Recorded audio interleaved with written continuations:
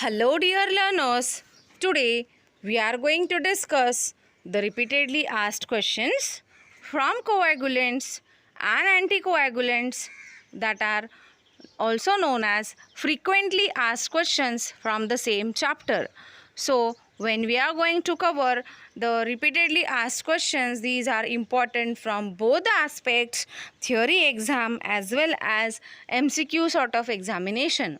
So, herein I will request you to go through the questions first before you start with the chapter. These questions will help you a lot in learning the chapter throughoutly with some with the important focus on some points like where you are supposed to stress on. So to start with the questions, the first question is define coagulants and anticoagulants with example. So here you are supposed to define coagulants and anticoagulants, wherein coagulants are nothing but they are used in the treatment of hemorrhage, that is nothing but bleeding, which helps in formation of thrombus, that is clot.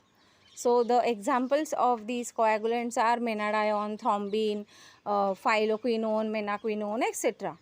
Then anticoagulants definition, as far as if you will say, these anticoagulants are nothing but exactly opposite of coagulant, wherein coagulants are used in treatment of hemorrhage, but anticoagulants used in the prolongation और prevention of blood coagulation. मतलब coagulants clot करते हैं, anticoagulants clot को dissolve करते हैं. Both the properties are useful.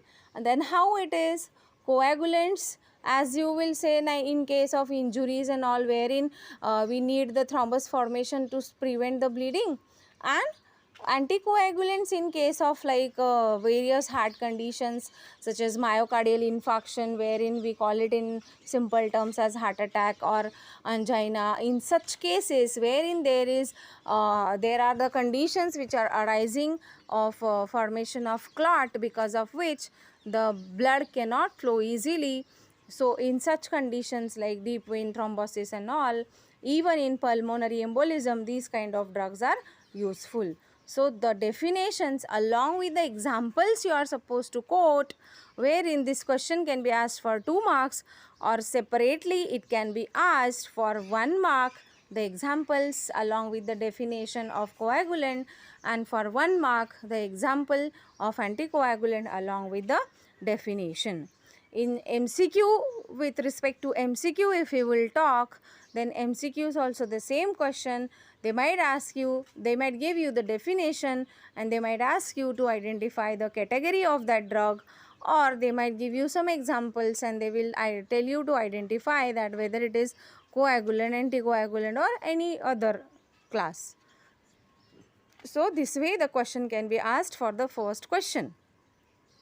When you will come towards the stability and storage conditions of heparin and thrombin, so these questions can be asked in theory as well as MCQ point, wherein it is very important that stability and storage of heparin, thrombin you should remember. So wherein heparin and thrombin, as you all know that heparin is an anticoagulant and thrombin is an coagulant.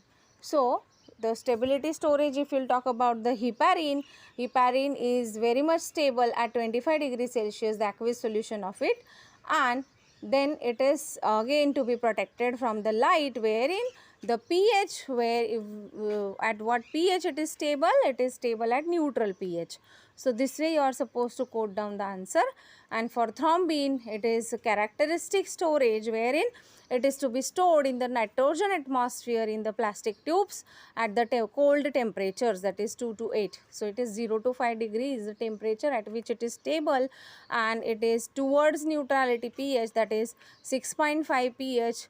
As the pH increases, the activity decreases. So this way the stability and storage can be explained, which can come separately for 2 marks. Heparin stability storage for 2 marks and thrombin stability storage for 2 marks. The next question is, explain the process of blood coagulation. So when you are going to explain the process of blood coagulation, you are supposed to mention all the three important steps, wherein the first it is when the tissue damage occurs, the platelets adheres, aggregates, okay, gets activated, and then they form the thromboplastin. Again in the next step, this thromboplastin and prothrombin forms the thrombin. Then in third step, this thrombin plus fibrinogen forms the fibrin. All these three steps along with the mediators like calcium and all, okay, blood factors, you are supposed to mention the terms if it is asked in the theory examination. And if the MCQ sort of questions are asked, the questions may be possibly on the regulators, that is sort of calcium and all, or the blood factors. The MCQs can be asked like the way which is responsible for formation of thrombin, dash is responsible for formation of fibrin. Essay type of question can be asked. Then next question, if you will talk about enlist any two coagulants and anticoagulants, which we have already seen in the first question. Coagulants are menadione, thrombin and all, and anticoagulants, if you will talk about, they are heparin, which is administered intravenously or intramuscularly through injectable route, and warfarin, which is an oral anticoagulant. Okay. The next question is define homeostasis. Okay.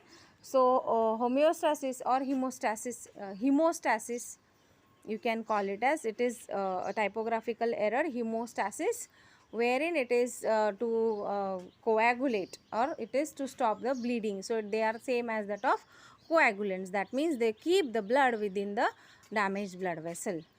They are required to keep the blood within the damaged blood vessels. The next question is, so this definition can be asked for 1 marks, wherein these are the agents which are responsible for stopping the hemorrhage or stopping the bleeding. The next question is, give the medicinal uses of warfarin sodium. So uses can also be asked for 2 marks. The uses of warfarin, wherein which is an oral anticoagulant, okay, along with that it is also used as rodenticide through this anticoagulant mechanism. Then name any 2 drugs used in following diseases, that is thrombosis. So this is nothing but it is deep vein thrombosis, okay. So these are the anticoagulants, heparin and all, okay. Then write the structure, chemical name, properties, uses, official preparations of menadione. So complete menadione, which is a coagulant, is important, wherein a separate question can also be asked on the each aspect from the MCQ point of view also, or theoretical exam also, or the combined question can be asked if it is a theory examination for 4 marks. Next question is, so with this we finish with the repeatedly asked questions from the chapter coagulants and anticoagulants, wherein you are supposed to mention, and the detailed theory videos are also being recorded for the same. You can go through them for the referral. And to summarize here, with the repeatedly asked questions from the coagulants and anticoagulants, the definitions, 3 definitions, again it is hemostasis, okay, coagulants, anticoagulants and hemostasis. Then properties, uses, official preparations of menadione, which is an coagulant, is very important. Then a blood coagulation process may come for 2 or 3 mark. Then warfarin and thrombin uses are important, wherein you are supposed to mention the uses of them.